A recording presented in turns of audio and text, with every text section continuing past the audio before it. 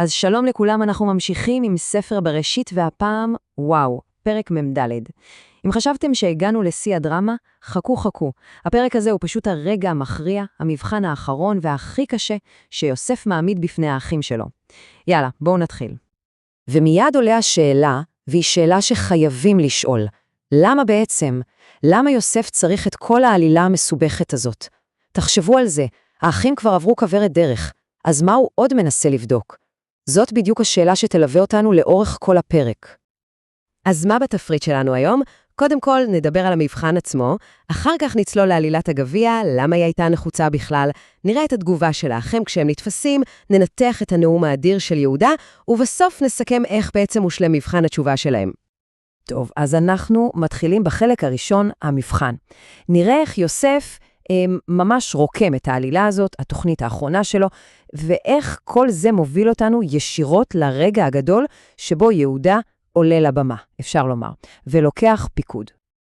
אז בואו נראה איך יוסף תומן את הפח. הוא נותן הוראה מאוד ברורה למשרת שלו, תמלא להם את השקים באוכל, תחזיר להם את הכסף, אבל אז, וזה החלק הקריטי, הוא מוסיף, ואת הגביע שלי, גביע הכסף, תשים דווקא בשק של הקטן. שימו לב, לא סתם בשק של מישהו, אלא ספציפית בשק של בנימין. זה מהלך מתוכנן לפרטי פרטים. ופה בדיוק אנחנו חוזרים לשאלה הגדולה. למה כל זה? מה המטרה האמיתית? כדי להבין את עומק המחשבה של יוסף, אנחנו פשוט חייבים ללכת לפרשנים ולראות מה הם אומרים על זה. האברבנאל נותן פה הסבר מדהים. הוא אומר ככה, יוסף אולי ראה שהאחים מצטערים, אבל היה לו עוד ספק קטן בלב. ספק אחד, האם השנאה הישנה שלהם כלפי בני רחל, כלומר כלפה וכלפי בנימין, באמת נעלמה? הרי כל הסיפור התחיל מהקנאה הזאת, ולכן הוא בונה מבחן שמכוון בדיוק לנקודה הרגישה הזאת, בנימין. הוא רוצה לראות, האם הפעם הם ילחמו עליו, או שהם ינשטו אותו בדיוק כמו שהם ינשטו אותו את יוסף? וכאן אנחנו מגיעים למושג שהוא המפתח להבנת כל הפרק, מושג שנקרא תשובה גמורה, כפי שהרמב"ם מגדיר אותו. אז מה זה אומר, תשובה גמורה? תחשבו על זה רגע. זה מצב שאדם מגיע בדיוק לאותה סיטואציה, שבה הוא חטא בעבר, יש לו שוב את האפשרות לחטוא, אבל הפעם הוא לא חוטא, ולא כי הוא מפחד או כי אין לו כוח, אלא כי הוא באמת השתנה מבפנים. זאת הדרגה הכי גבוהה של תשובה שיש. וזה רבותיי בדיוק מה שיוסף עושה פה. הוא פשוט מהנדס סיטואציה שהיא העתק כמעט מושלם של חטא המחירה. שוב, יש להם הזדמנות להיפטר מהאח, מהבן של רחל, הבן האהוב של אבא, ובכך להציל את אורם. והשאלה הגדולה היא, האם הם יפלו שוב באותו הבור? האם הם באמת עשו תשובה גמורה? אוקיי, ועכשיו המלכודת נסגרת. בום! המשרת של יוסף רודף אחריהם, משיג אותם ומטיח בהם האשמה נוראית. בואו נראה איך הם יגיבו ברגע האמת. האירועים מתגלגלים ממש מהר. המשרת מגיע, מאשים אותם בכפיות טובה, ואז מתחיל החיפוש. ושימו לב, החיפוש הזה גאוני, הוא מתחיל בכוונה מהאח הגדול, ראובן, ויורד אחד עד לקטן, בנימין. למה? כדי לבנות את המתח, וכדי שהם לא יחשדו לרגע שזה מכוון. ואז, זה קורה. הגביע נמצא, בשק של בנימין. ומה התגובה הראשונה שלהם? הם משתמשים בכלי לוגי חזק מאוד שנקרא קל וחומר. רש"י אומר שזה אחד מ10 טיעונים כאלה בכל התורה. הרעיון של קל וחומר הוא די פשוט בעצם. אם משהו קל ופשוט ונכון, אז בטח שמשהו כבד ומורכב יותר שנובע ממנו גם הוא נכון. אז איך הם משתמשים בזה? הם אומרים לו ככה, תראו את ההיגיון. הקל הוא זה. הרי את הכסף שמצאנו בסתר בשקים, בלי שאף אחד ידע, החזרנו לך מרצוננו. אז מה החומר? מה המסקנה המתבקשת? אז איך אפשר בכלל לחשוב שנגנוב ממך גביע כסף? כלומר, אם היינו ישרים בדבר סודי, ברור שלא נגנוב משהו כזה בגלוי. אבל אז הגביע נמצא, ופה מגיע הרגע הכי חשוב, התגובה שלהם. ומה הם עושים? תראו, זה מיידי ומאוחד. כולם קוראים את הבגדים שלהם מרוב צער, וכולם ביחד חוזרים לעיר. וזאת הנקודה הקריטית, שימו לב טוב. אף אחד לא פונה לבנימין. אין האשמות, אין זה בגללך, כלום. הם פשוט חוזרים כאיש אחד באחדות. וזאת, חברים, ההוכחה הראשונה שהם באמת השתנו. וכשהם עומדים שוב מול יוסף, יהודה הוא זה שמתקדם ופותח את הפה. והוא אומר משפט שהוא פשוט משנה את כל התמונה. הוא אומר, אלוהים מצא את עוון עבדיך. ספורנו מסביר שיהודה קולט פה משהו עמוק. הוא מבין שהסיפור הוא בכלל לא על גביע. הוא מבין שהשם הוא זה שמסובב את כל האירועים האלה, כדי שהם סוף סוף יתמודדו עם החטא האמיתי שלהם, חטא מכירת יוסף. אז יוסף לא מוותר.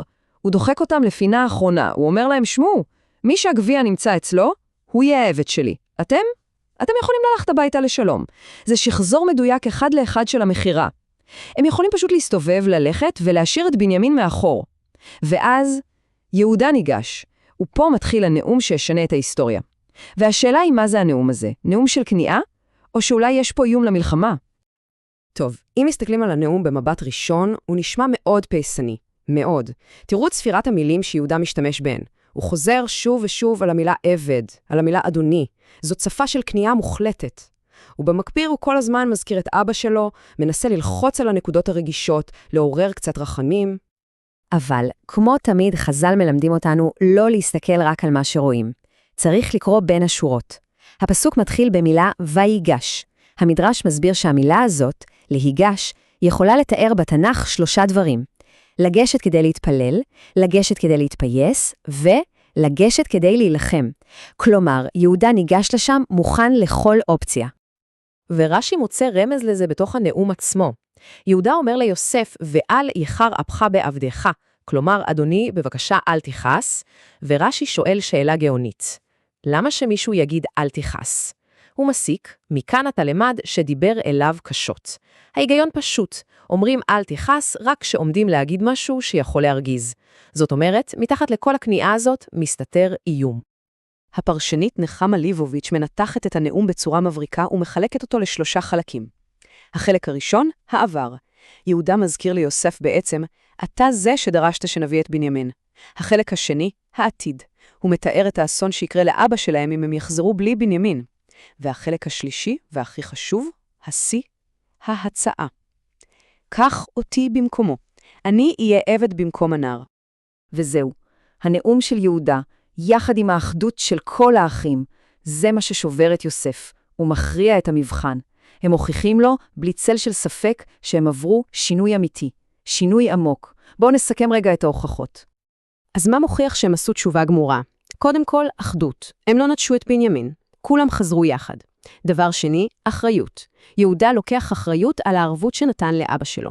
שלישית, וזה השיא, מסירות נפש. יהודה מוכן להיות עבד במקום בנימין. וכל זה מוביל לדבר הגדול באמת, תיקון החטא. תחשבו על זה. פעם הם מכרו אח לעבדות כדי להציל את עצמם. עכשיו אח מוכן למכור את עצמו לעבדות כדי להציל אח אחר. זה היפוך מוחלט של החטא המקורי. זה תיקון מושלם. אז זהו, המבחן נגמר, והם עברו אותו.